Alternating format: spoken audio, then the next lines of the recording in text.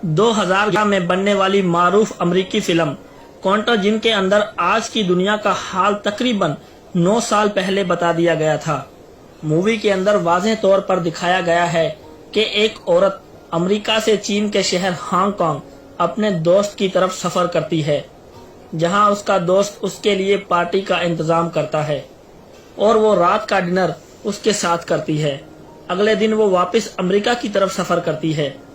अपने घर पहुंचने के तकरीबन 1 दिन बाद उसको चक्कर आते हैं, तेज बुखार होता है और वो जमीन पर गिर जाती है, जहां उसे फौरन अस्पताल मुंतकिल कर दिया जाता है, मगर वो सेहतयाब नहीं हो पाती और मर जाती है।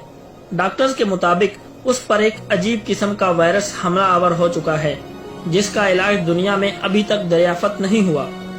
दूसरी तरफ उसी औरत का छोटा बच्चा जो 9 या 10 साल का फिल्म में दिखाया गया है, वो ज्यादातर वक्त अपनी माँ के साथ गुजारता है। माँ के साथ रहने की वजह से ये वायरस उसके बच्चे के अंदर भी मुंतकिल हो जाता है, जिससे उसके बच्चे को भी तेज बुखार, खांसी, नज़ला और जुकाम हो जाता है। कमोबेश 6 दिन के अंदर उसका बच्चा भी इस वायरस की वजह से मर जाता है। डॉक्टर फौरन उसके बाप को गिरफ्तार करके क्वारंटीना में मुंतकिल करते हैं, जहां उसके मुख्तलिफ टेस्ट किए जाते हैं और जांच पड़ताल की जाती है कि उसकी बीवी ने कब, किस वक्त, कहां सफर किया, उसका बच्चा मां के साथ कितने दिन रहा। दूसरी तरफ ये बात WHO तक पहुंच जाती है कि चीन में एक खतरनाक वायरस फैल चुका है, जिसने पूरे चीन को अपनी लपेट में ले लिया है और देखते ही देखते ये वायरस पूरी दुनिया में पहुंच जाता है और अंदाजा किया जाता है कि अगर इस वायरस की वैक्सीन ना तैयार की गई तो तकरीबन 8 मिलियन लोग इस वायरस का शिकार हो जाएंगे। WHO हंगामी तौर पर लोगों को एहतियाती तदाबीर अपनाने के लिए अपने घरों में रहने और लोगों से दूर रहने की हिदायत शुरू कर देता है, जबकि फिल्म में वाज़ेह तौर पर बताया जाता है कि पूरी दुनिया के माशी हालात बिगड़ चुके हैं और लोग इस वायरस से मर रहे हैं।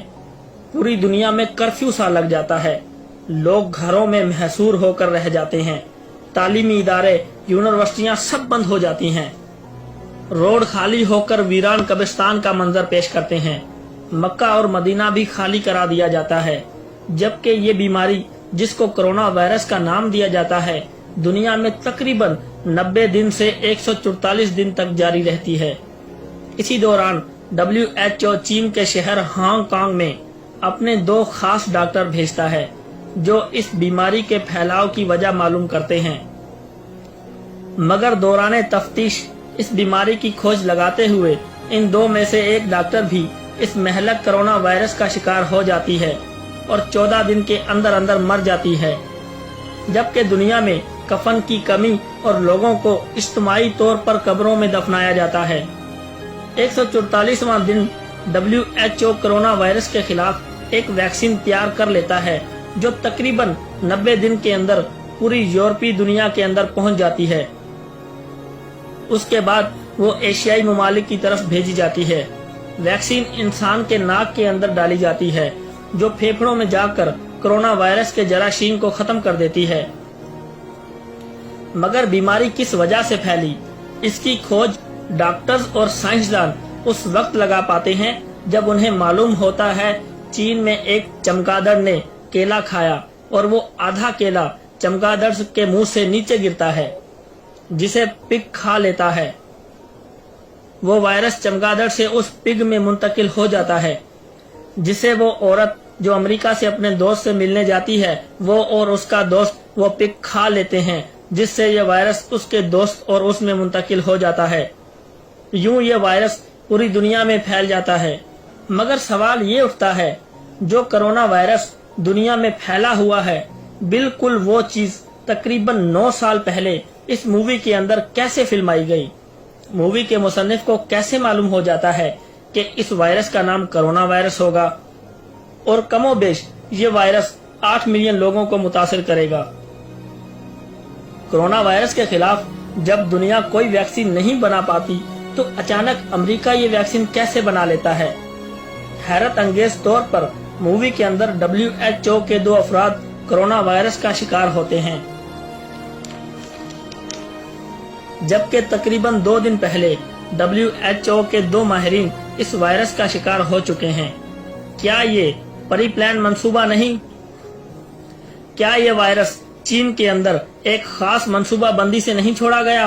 اگر اس کا جواب نو ہے تو پھر کیسے 9 سال پہلے بننے والی امریکہ کی مووی دنیا میں سچ ثابت ہو رہی ہے؟